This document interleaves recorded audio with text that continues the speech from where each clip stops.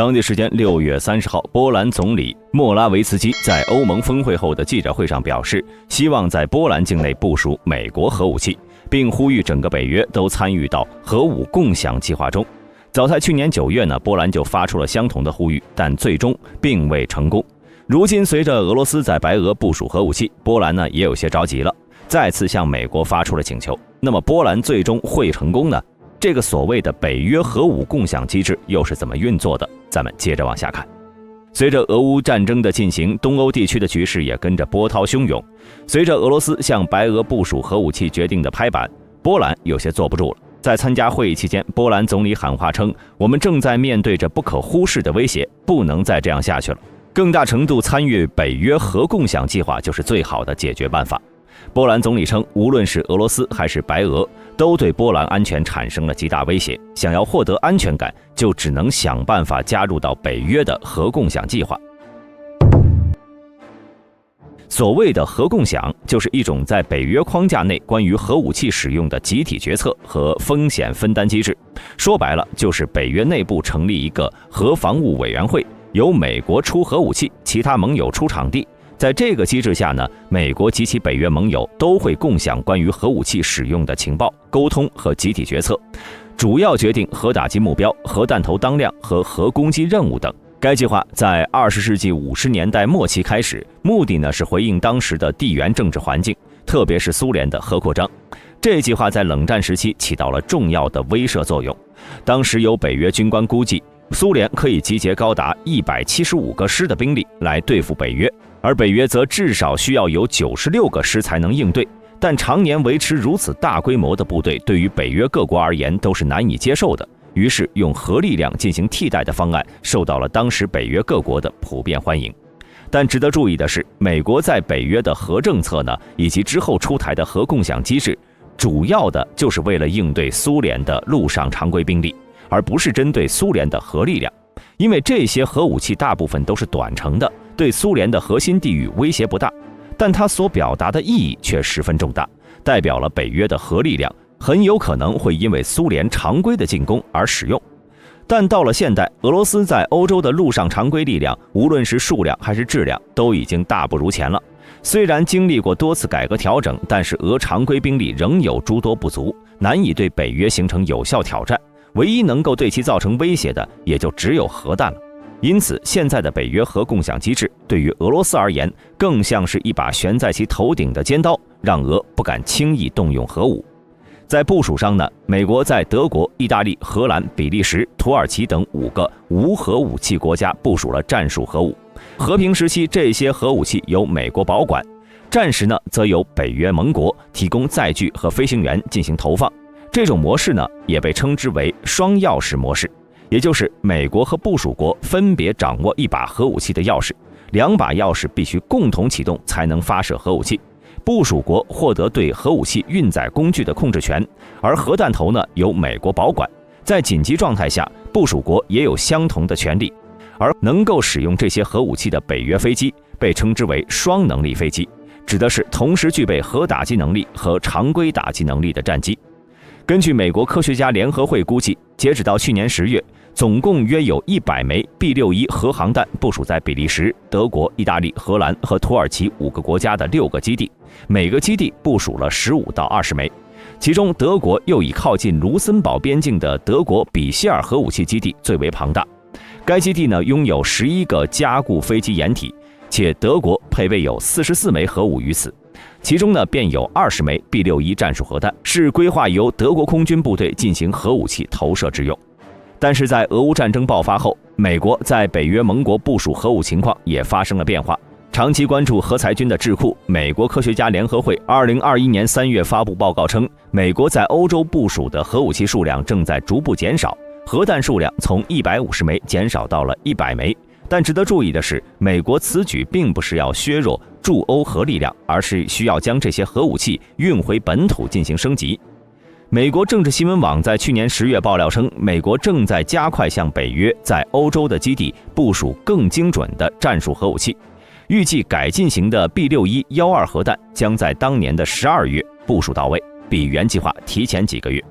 B6112型核弹呢，是美国 B61系列战术核弹的最新型号，安装了全新精确制导尾翼组件和新型的制导系统，圆周误差不超过30米。该核弹采用当量可调设计，最小当量为300吨，最大当量为5万吨，被认为是美军最可能在战场上使用的低当量核武器。按照设计，该核弹能够由美国和其他北约成员国的战斗机和轰炸机携带。在如今战争的背景下，俄罗斯呢也在最近将核武器部署在了白俄境内。目前虽尚不清楚俄罗斯的核弹头将存放在白俄罗斯境内哪个区域，但已知的是，目前移交给白俄的核武器是能够携带核弹头的战术弹道导弹伊斯坎德尔 M。该导弹的射程为500公里，再加上白俄改装后的苏25攻击机的1000公里航程，也就代表着，如果核武器是从位于明斯克郊区外的白俄主要的空军基地发射，那么这些可以携带核弹头的运载工具可能会让整个东欧，包括众多北约成员国以及柏林和斯德哥尔摩等城市都在其打击范围内。此时，位于俄乌两国旁边的波兰就迫切需要一个能够带来足够安全感的东西了。毕竟，该国和其他欧洲国家不同，是处在对抗俄罗斯的第一线的。一旦俄罗斯决定使用核武，波兰很有可能成为第一批目标。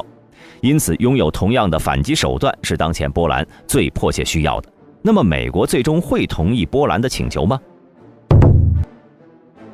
大兵认为在美国做出回应之前，波兰还需要做好准备。此前呢，美国就有过相关要求，在他国部署核武器，其部署地点还需要达到美国战术核武器的储存要求。也就是说，如果要在波兰储存 B61核航弹，那就需要在波兰境内建立满足相关技术和安保要求的储存设施，并且执行相关安保认证和安全政策认证。虽然目前来看呢，波兰并没有公布可以作为储存核武的地点，但波兰长期以来一直致力于积极参与北约的核共享机制，让波兰飞行员在这个项目中接受相关训练。因此，大兵猜测，这种储存核武的地点，波兰应该是不缺的。除此之外呢，波兰要加入到北约核武共享计划，还需要改造一定数量的战斗机。目前，波兰空军的主力装备呢，包括48架 F-16、28架米格29、18架苏22战斗轰炸机以及教练机等。近年来，为了增强空军战力，波兰是加快采购了新型战机的步伐。2020年，波兰是斥资48亿美元采购了32架 F-35A 隐身战斗机。按照计划呢，首架 F-35A 将在2024年交付波兰空军。该国呢已经拥有了可以用于此任务的 F-16，并且正在采购 F-35A， 只需要对其稍加改装就能够搭载核武器了。不过呢，美国也没有对此进行具体的限制。作为共有核武器的投射工具，各国一般都是有什么用什么，并不限制于炸弹方面。比如希腊曾经是以 MIM-14与 A7 海盗2式攻击机作为投射平台，加拿大呢则是采用了 CIM-10、MGR-1、AIR-2 空核导弹，以及可以挂载战术核弹的 CF-104战机。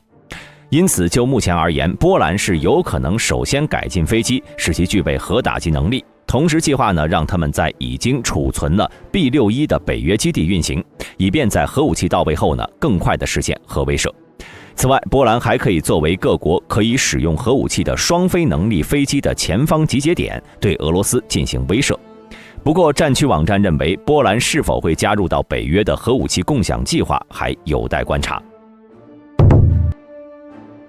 因为目前美国的态度还未确定，波兰总统早在去年就曾与美国领导人谈到过分享核武器的可能性，但是美国呢在当时是持相对消极的态度的。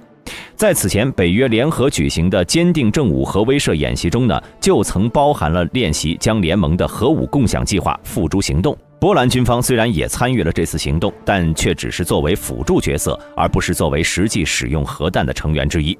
毕竟，美国现任总统拜登在美国是偏向于军控的领导人，一上台呢就宣布将新削减战略武器条约延长5年，对日韩一直希望加入到核共享的提议也是持谨慎态度，没有做出重新在东亚部署核武器的决定。